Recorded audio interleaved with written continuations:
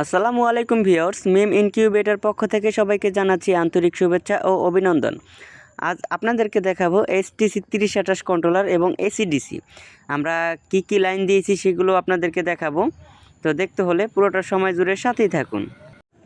তো ভিউয়ার্স, এখানে দেখতে পাচ্ছেন একটা HTC 3028 কন্ট্রোলার AC/DC। এই কন্ট্রোলারটি কিন্তু AC/DC অটোমেটিক কনভার্ট হবে। সেটা কিভাবে কনভার্ট হবে সেটা আপনাদেরকে আমরা ব্যবহার করে দেখিয়ে দিব।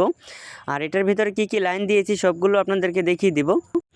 আপনারা দেখতেই পাচ্ছেন এখানে কিন্তু সবগুলো লাইন আমরা এখানে দিয়ে দিয়েছি। তো এইখানে দেখতে পাচ্ছেন এখানে হচ্ছে ফ্যানের লাইন, তারপরে রয়েছে এসি যে বাল্বটা আছে এসি বাল্বের লাইন এখানে রয়েছে, তারপরে হচ্ছে ডিসি বাল্বের লাইন দেখতে পাচ্ছেন। তারপরে যেটা দেখতে পাচ্ছেন সাদা রঙের, এটা হচ্ছে আপনার হিউমিডিফায়ারের লাইন। তারপরে হচ্ছে আপনার এসি একটা টুবিন প্লাগ, তারপর হচ্ছে ডিসি ব্যাটারি ক্লিপ, আর এটা হচ্ছে আপনার সেন্সর। তো দেখতেই পাচ্ছেন এখানে কিন্তু সবগুলো লাইন আমরা দিয়ে দিয়েছি। তাও আবার এটা কিন্তু অটোমেটিক কিন্তু কনভার্ট হবে, সেগুলো আমরা আপনাদেরকে দেখাবো। তো এখন এটা আপনাদেরকে কিন্তু আমরা লাইন দিয়ে সমস্ত কিছু বিস্তারিত এটা দেখিয়ে দিব। তো চলুন এটা আমরা প্রথমে একটু লাইন দিয়ে নিই। তো ভিউয়ার্স, এখানে দেখতেই পাচ্ছেন আমরা কিন্তু এটা লাইন দিয়ে দিয়েছি। আমরা কিন্তু লাইন ব্যাটারিতেও দিছি এবং বিদ্যুতেও দিছি, তার কারণ এটা কিন্তু অটোমেটিক কনভার্ট হবে। সেটা আপনাদেরকে আমরা দেখাবো কিভাবে এটা অটোমেটিক কনভার্ট হয়।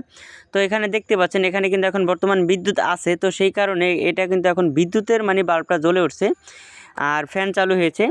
আর এখানে দেখতে পাচ্ছেন হিউমিডিফায়ার চলতেছে, এখানে দেখতে পাচ্ছেন হিউমিডিফায়ার এখানে কিন্তু চালু হয়েছে।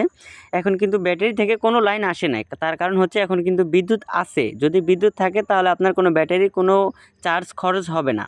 তো এখন আপনাদের সামনে আমরা যদি মনে করেন যে বিদ্যুতের প্লাগটা খুলে ফেলি, অর্থাৎ মনে করেন যে আপনার বাসার বিদ্যুৎ চলে গেছে, তো দেখতে পাচ্ছেন আমরা কিন্তু বিদ্যুতের প্লাগটা খুলে ফেলেছি। তো দেখতে পাচ্ছেন মেশিন কিন্তু বন্ধ হয় না, অটোমেটিকভাবে আপনার কারেন্টের বাল্বটা বিদ্যুতের বাল্বটা বন্ধ হয়ে ডিসির যে বাল্ব আছে ডিসির বাল্ব কিন্তু এটা অটোমেটিক চালু হয়ে গেছে, দেখতেই পাচ্ছেন। তো এখন আপনাদের সামনে আমরা কিন্তু আবার এটা বিদ্যুতের লাইনটা দিয়ে দিয়েছি। তো দেখতে পাচ্ছেন অটোমেটিক কিন্তু আবার কিন্তু কনভার্ট হয়ে গেছে। কনভার্ট হয়ে কিন্তু ডিসি বাল্ব যে দুটো জ্বলেছিল ওই ডিসি বাল্ব বন্ধ হয়ে যায়, আবার কিন্তু এসি বাল্ব জ্বলে উঠছে। তো ভিউয়ার্স, এখানে যে টেম্পারেচার দেখতে পাচ্ছেন এখানে 35.0 আছে, এটা যখন 37.7 যাবে তখন কিন্তু অটোমেটিকভাবে এই বাল্বটা কিন্তু বন্ধ হয়ে যাবে। আবার যখন 37.2 আসবে তখন কিন্তু এই বাল্বটা কিন্তু আবার চালু হয়ে যাবে। আর এখানে আর্দ্রতা দেখতে পাচ্ছেন এখানে 50.2 আছে, এখানে যখন 75 যাবে তখন কিন্তু অটোমেটিকভাবে আপনার এই আর্দ্রতার মেশিন এটা বন্ধ হয়ে যাবে। আবার যখন 65 নিচে নেমে আসবে তখন কিন্তু অটোমেটিক আবার এই আর্দ্রতার মেশিনটা হিউমিডিফায়ারটা কিন্তু আবার চালু হয়ে যাবে।